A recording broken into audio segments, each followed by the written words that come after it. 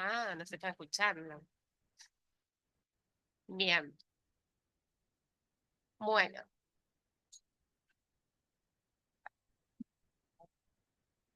Ahí está. Entonces, nuestras banderas rojas, sí, para poder identificar a un paciente que puede tener un desarrollo sexual diferente, dijimos, puede ser un genital bien ambiguo, como el que vemos acá en la foto chiquitita, o genitales que tengan apariencia femenina, donde yo tenga un clítoris mayor a 1 centímetro, o sea, una hipertrofia importante del clítoris, o una fusión parcial o completa de labios mayores, que no es lo mismo que la fusión de los labios menores. La fusión de labios mayores habla de que de que hubo exposición a andrógenos de ese bebé, o como les dije antes, palpar una gónada, una hernia inguinal o algo donde tenemos que ir a prestar atención. Si ustedes miran acá, es muy distinto de lo que vemos generalmente como fusión de labios menores, que estamos mucho más acostumbrados a ver en vulvas de nenas, ¿sí? Y lo otro podrían ser genitales de apariencia masculina, pero donde no hay gónadas palpables, que no es lo mismo de que sean clitórquidas. Si yo palpo los dos testículos en canal inguinal, yo me quedo mucho más tranquilo de que este paciente probablemente sea una criptorquidia y nada más, ¿sí? Donde yo tengo un micropene que lo pude medir correctamente y lo pude comparar con nuestros percentilos, donde haya una hipospadia proximal o perineal, donde el orificio esté bien cerca del paciente, digamos, bien proximal, ¿sí? O, por ejemplo, que haya una hipospadia que sea por ahí más distal o medio peniana, pero donde se asocie también una criptorquidia. Obviamente siempre hacer una historia familiar completa, preguntar por otros familiares afectados, familiares donde no haya habido mujeres que no hayan tenido su primera menstruación, que tengan amenorrea primaria, que no hayan hecho bien su desarrollo sexual secundario a la edad de la pubertad. Por ejemplo, muertes neonatales para nosotros es importante, sospechando que pueda haber una insuficiencia adrenal, porque muchas veces no se llega al diagnóstico. Y que lo otro que está empezando a pasar ahora es que hay pacientes que vienen con un cariotipo prenatal por un millón de causas que pueden tener y ya vienen con un cariotipo prenatal que es discordante a el examen físico de este paciente. Bien, para que todos hablemos el mismo idioma y no nos andemos mandando fotos de genitales, les pido por favor, eh, no nos andemos mandando fotos de genitales en los celulares. Lo ideal es que podamos todos describir bien cómo es ese genital, ¿sí?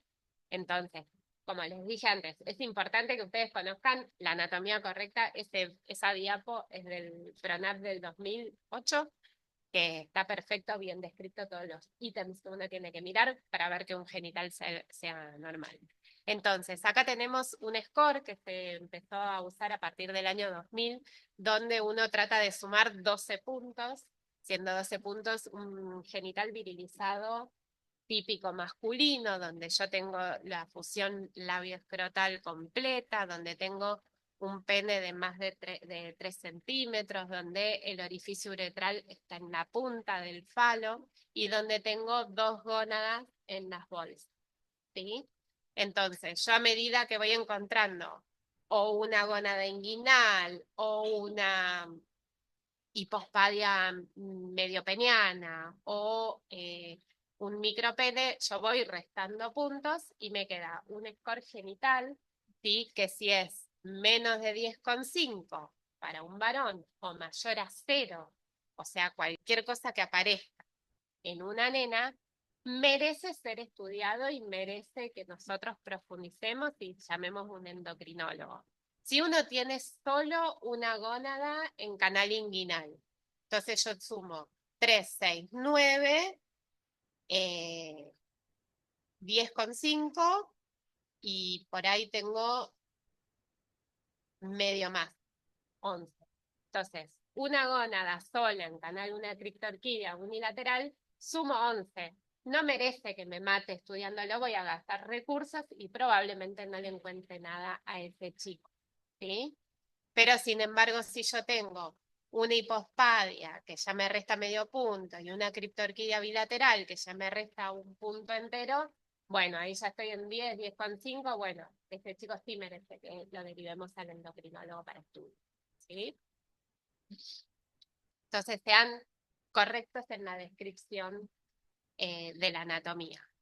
Y lo otro que también preguntan un montón es, guarda con cómo medimos los penes.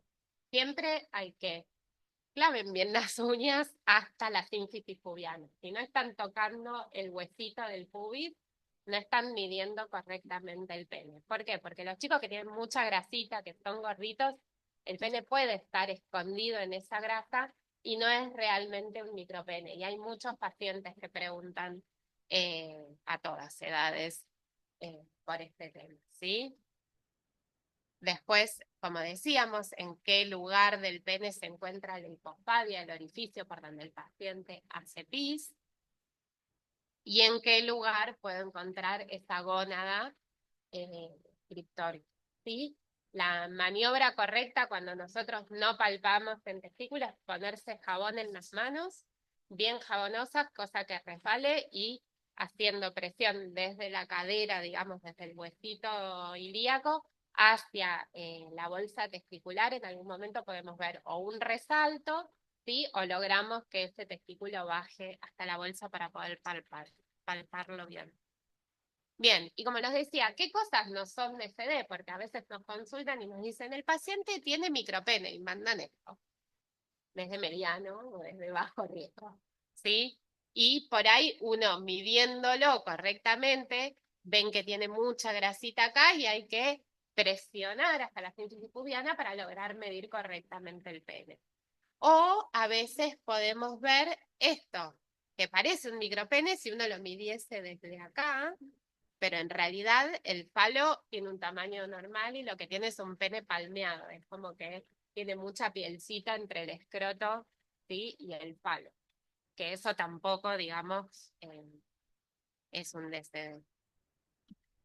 Y en el caso de las nenas, sí vemos fusiones labiales, de labios menores, que son súper frecuentes en las nenas chiquitas, que no es lo mismo una fusión de labios que una fusión de labios mayores.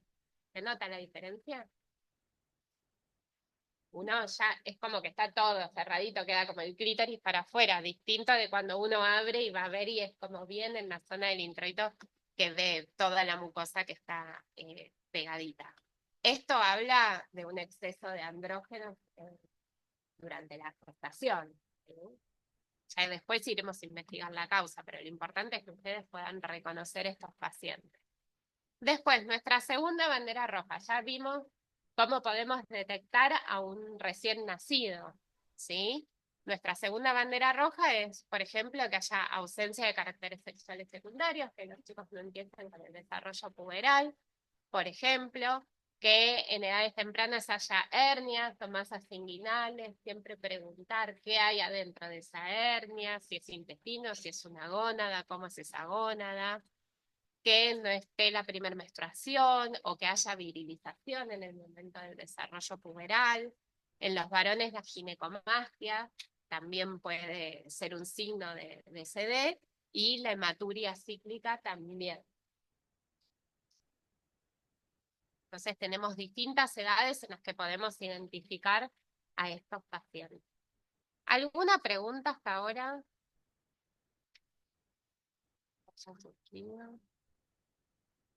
Sí,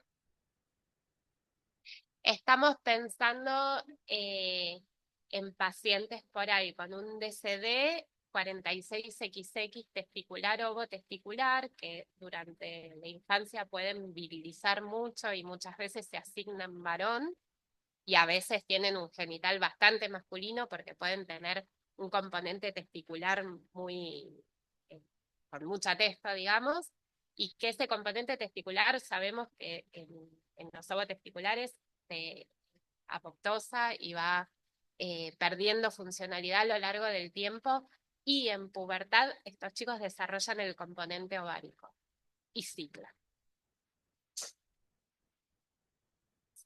mensualmente, por eso digo, una hematuria cíclica, uno tiene que pensar en esto, si no hay un ovo testicular atrás. Bien, raro, rarísimo. Pero bueno, hemos tenido chicos por ahí, más que con hematuria, que empiezan con dolores de panza mensuales en la edad de la adolescencia. Bueno, para poder empezar a investigar un poco a estos pacientes con SD, tenemos que repasar un poco la embriología de cómo se forma el feto y cómo es la diferenciación sexual. Las etapas de la diferenciación sexual, sabemos que tenemos el sexo cromosómico, que es la constitución cromosómica que se da al momento de la concepción, el sexo gonadal, que es cómo esa gónada indiferenciada va a formar o un testículo o un ovario, y después el sexo anatómico, que frente a las hormonas que secrete esa gónada y mi capacidad de responder, la anatomía de ese feto se va a diferenciar en típicamente masculina o típicamente femenina. Bien, como decíamos, la constitución cromosómica queda en el momento de la concepción. Sabemos que tenemos 23 pares de cromosomas, 22 autosomas, y el par sexual, que se diferencia en la mayoría de las mujeres, tiene el cariotipo 46XX, y la mayoría de los varones tienen un cariotipo 46XY.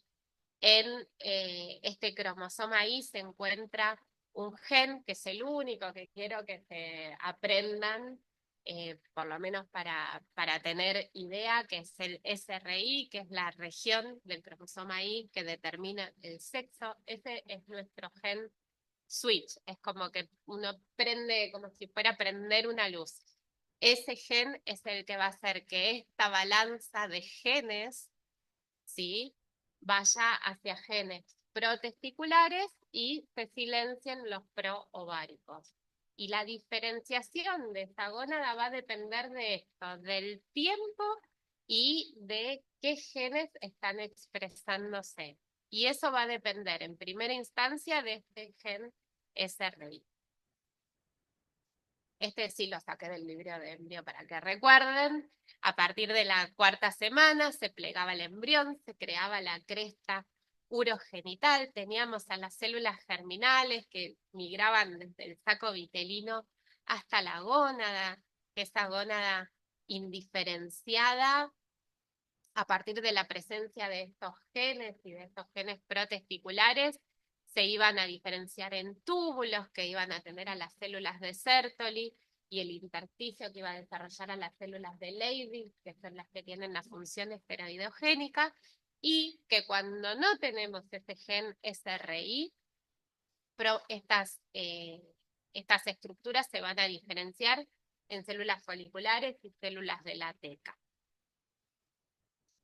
Asimismo, ¿se acuerdan que teníamos este embrión indiferenciado que tiene tanto estructuras de Müller como los conductos de Wolff, y frente, de nuevo, a las hormonas que vaya expresando esa gónada, si la gónada tiene células de Sertoli y produce hormona antimülleriana, va a involucionar el conducto de Müller, y si tenemos testosterona producida por las células de Leydig, se va a diferenciar el epidídimo, los conductos deferentes, las vesículas seminales.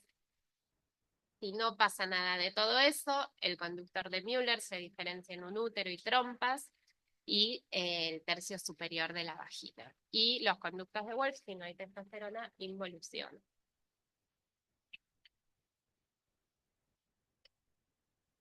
Y finalmente también estas hormonas, la testosterona, a nivel periférico, gracias a la 5-alfa reductasa, se transforma en dihidrotestosterona, que es un andrógeno mucho más potente, y ayuda a la virilización de lo que es el genital externo. Si no hay testosterona, permanece el genital femenino, ¿sí? Y lo otro, que necesito suficiente que la testosterona lo que va a hacer es que no se diferencie ese seno urogenital. Lo podemos ver, por ejemplo, en las hiperplasias suprarrenales congénitas, que muchas veces tienen un orificio único, que es esto que les decía, es importante conocer la anatomía correcta de poder ver esos dos orificios, porque un orificio único habla de un seno urogenital y de que por ahí hubo exposición a andrógenos, lo mismo que decíamos de la fusión de los labios mayores. Bueno, y este es un resumen muy resumido de lo que interviene en lo que es la diferenciación sexual. Como decíamos, en los varones típicos que tienen un cromosoma, un cariotipo 46XY, que tienen el gen SRI, que la gónada se diferencia testículo con células de Sertoli, que producen hormona antimülleriana y producen la regresión de los ductos de Müller, y entonces no tienen útero, que tienen células de Leydig que producen testosterona que diferencian los ductos de Wolff, y que a través de las 5-alfa reductasa a nivel periférico la dihidrotestosterona produce que estos genitales externos se virilicen. Y cuando no tenemos nada de todo eso, se desarrolla hacia un genital femenino. Bien, pregunta. Nada, embriología bien, pasaron todo. Bueno, vamos a hablar un poco de la clasificación, ¿sí? Como decíamos, tratamos, a partir de estos consensos se logró tener una nomenclatura de que todos hablemos, que todos le digamos DCD a estos pacientes. Logramos tener también una clasificación para que no nos mezclemos y podamos ir todos hablando un poco el mismo idioma. Es así de difícil la clasificación, pero a grandes rasgos nosotros los clasificamos por el cariotipo, en DCD cromosómicos, XY o XX. La verdad es que frente a todo paciente con DCD, la indicación es hacer un cariotipo más allá de las hormonas, salvo pocos casos, muchas veces terminamos haciendo un cariotipo. Entonces, los DCD cromosómicos tenemos, por ejemplo, el síndrome de Turner, ¿sí? Que esto sí, ¿alguna vieron? Chicas con síndrome de Turner, sí. O sea, vieron DCD, todos me dijeron que no al principio. Klinefelter también, que son poquitos, pero hay. Existen una diferenciación gonadal asimétrica, que puede ser X0, XY, y las quimeras verdaderas de XXXY, que son 4 en la historia del hospital. Y después, por ejemplo, en lo que es de CD46XY, los dividimos en dos grandes grupos, que es lo único que también pretendo que uno entienda, es que o mi testículo se formó más o menos y tengo un testículo digenético que produce mal las hormonas, entonces por ahí tengo un genital, tengo un cariotipo XY, tengo un genital bastante masculino, pero puedo tener útero, o puedo tener hipospadia, ¿sí? O se formó bien el testículo y tengo un problema en la acción, en la producción o en la acción de las hormonas, ¿sí? Por ejemplo, las insensibilidades a los andrógenos, ¿sí? Podemos tener un cariotipo XY, una gónada que es un testículo, niveles de testosterona súper elevados, pero un genital femenino porque el receptor no anda. Entonces tengo una insensibilidad completa a los andrógenos. Y en los pacientes con DCD46XX también nos dividimos más o menos parecido. O la gónada se formó mal y tengo una digenesia gonadal, un nodo testicular, como me preguntabas antes, que puede ser XX en su mayoría, o, por ejemplo, exceso de andrógenos, y acá el caso clásico y más frecuente, que es hiperplasia suprarrenal congénita. ¿Vieron hiperplasia suprarrenal congénita? Muchas dicen que no, que bueno, porque significa que se están enfermando poco, pero hay, ¿sí? Y es una de las causas más frecuentes de DCD y que es importante que ustedes puedan detectar. Y de nuevo, como resumen, tenemos un montón de genes que están involucrados, pero tenemos genes que pueden afectar la formación de la gónada, la formación del testículo, las enzimas que intervienen en la producción de testosterona, los receptores de andrógenos, ¿sí? Y en cambio puede ser en los XX o que mi ovario no se forme bien o que tenga virilización o exceso de andrógenos, por ejemplo, que vengan de la adrenal, que es el caso más frecuente. Bien, la hiperplasia suprarrenal congénita, que es la causa más frecuente de desarrollo sexual diferente, especialmente en las nenas, digamos. Tenemos las formas clásicas, que son la perdedora de sal y la virilizante simple, y estas formas se detectan por pesquisa. Súper importante que busquen la pesquisa de los pacientes. Hace 15 días se internó un chico en la NEO que vino a la guardia y por suerte le dieron enseguida la hidro y enseguida pudieron detectar, pero entró por guardia, chicos, de un sábado.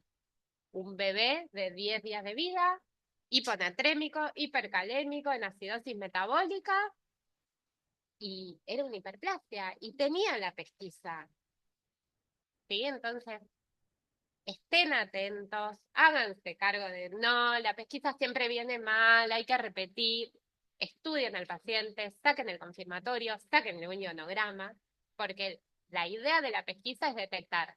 A las nenas las detectamos todas, tienen un genital atípico, apenas nacen ya sospechamos que tienen una hiperplasia. O sea, en ese no hay problema. El tema son los varones, ¿sí? Y si yo les muestro la estadística de cuántas nenas y cuántos varones hay, en una enfermedad que es autosómica recesiva debería tener la misma cantidad de nenas que de nenes. Y son más del triple las nenas. Eso significa que los varones no los detectamos y se mueren en periodo neonatal. ¿Sí? Entonces, no puede ser que sigan pasando estas cosas. Son ustedes los pediatras que el día de mañana trabajan afuera, muchos trabajan de neo, fuera también, y es importante lograr pesquisar esto. Tenemos una compañera que no tiene pesquisa y está acá al lado. Que en Chile no hay pesquisa. Y los detectan igual, o sea, nosotros lo tenemos y no lo detectamos. Y la verdad que se están tratando de hacer estos esfuerzos colaborativos internacionales porque hay muchos países de Latinoamérica que no tienen pesquisa para hiperplasia, hay países que no tienen hidrocortisona ni Lorican, que es el tratamiento, pero es importante, digamos, que el pediatra sepa detectar a estos pacientes. Y después tenemos las formas no clásicas que antes le decíamos late onset, donde vemos a chicos que por un exceso de andrógenos empiezan a tener una pubarca precoz, axilarca precoz, adelantan la edad 2, empiezan a crecer un montón y que también es necesario que los veamos en endocrinología. Entonces, nuestra sospecha clínica en una nena, como dijimos, una nena, una beba virilizada o que no palpamos gónadas o que tenemos un cariotipo XX y en los varones el exceso androgénico. Créanme que estas son todas mujeres con hiperplasia suprarrenal congénita. Y en los varones lo que vemos a veces es la pigmentación. Y si bien yo quiero que todos tengan como esta bandera roja, ¿no? En la cabeza de ver que, por favor, palpen, palpen las gónadas, no se olviden de buscar los testículos. También nos pasó, no sé si fue este año o el año pasado, mandaron re importante, DCD, le dieron información, no sabemos cómo asignarte, anda al Garrahan. Y era un varón que no tenía los testículos palpables. Digo, también es re frecuente. Si bien uno tiene que tener esta alarma de, bueno, pará, le voy a hacer una eco antes de prender todas las alarmas y las sirenas y todo, una ecografía te resuelve mucho, ¿sí? Entonces, si bien yo quiero que se vayan pudiendo detectar, tampoco vuelvan locos a los padres con cosas que son a veces más frecuentes. Bien. Y por último, entonces, vamos a hablar un poco del abordaje. Nuestra evaluación inicial para los que trabajen en NEO y lo más importante para estos pacientes es evaluar el riesgo de vida, ¿sí? La hiperplasia suprarrenal congénita, para los que estuvieron de guardia ese sábado, da riesgo de vida, ¿sí? Los chicos pueden tener hipoglucemia, acidosis metabólica y morirse, ¿sí? Y es re importante que lo podamos detectar. Y lo otro es que todo bebé necesita ser asignado.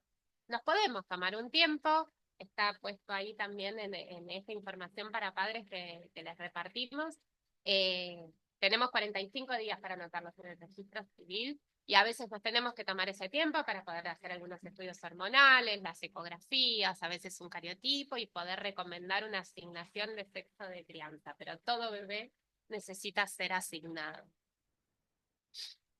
Como dijimos, riesgo de vida en las hiperplasias clásicas perdedoras de sal, cuando no hay aldosterona se me altera la homeostasis del sodio y del agua, y el cortisol hace que me disminuya el gasto cardíaco. También hay una mala respuesta de catecolaminas, el filtrado glomerular hace que no podamos perder el agua libre, y esto nos da hiponatremia, hipercalemia, puede haber hipoglucemia, acidosis metabólica y la crisis adrenal típica que conocemos, que por suerte se resuelve con hidrocortisona y solución fisiológica. Se da generalmente entre la semana 1 a 4 de vida. Por eso estos chicos, los varones, dependen sí o sí para su detección de la pesquisa, ¿sí? Para poder prevenir esto. Los nenes vienen con vómitos, deshidratación, hipotensión, la hiponatremia, la acidosis, la hipercalemia, mala aptitud alimentaria, mal progreso natural, y eso es todo lo que tenemos para poder detectarlos por la clínica. Es importante poder compartir la información con las familias, especialmente cuando tenemos dudas, favorecer el apego, que tome la teta, que esté toda la familia, y no apurar la asignación si tenemos dudas, porque después de hacer un cambio a veces les lleva muchísimo tiempo, ¿sí? Hablar con las familias respecto a qué información tenían de las ecografías prenatales, si tenían familiares que les pasaba lo mismo, si tienen una red de apoyo, ¿sí? Estas primeras impresiones, la verdad es que los pacientes les quedan remarcadas de que le dijeron que tenía los dos sexos, que le dijeron que era varón, pero que lo anote como nene y que después sean cuidadosos al hablar con estas familias porque son informaciones muy importantes en un bebé recién nacido donde estamos evaluando encima justamente si hay riesgos de vida. Entonces, tratar de usar términos claros, evitar ser peyorativos y dar mensajes ambiguos. Siempre decir, vamos a estudiar, vamos a ver. Entonces, como dijimos, valorar siempre el estado general, ver si hay insuficiencia adrenal, obviamente síndromes genéticos u otras insuficiencias hormonales, hacer el examen físico y lo que primero voy a descartar en mi primer riesgo es la hiperplasia suprarrenal congénita. Entonces, primero voy a ir orientando para esto y si no, ya llamamos al endocrinólogo y nosotros haremos todos los estudios para poder detectar todas las otras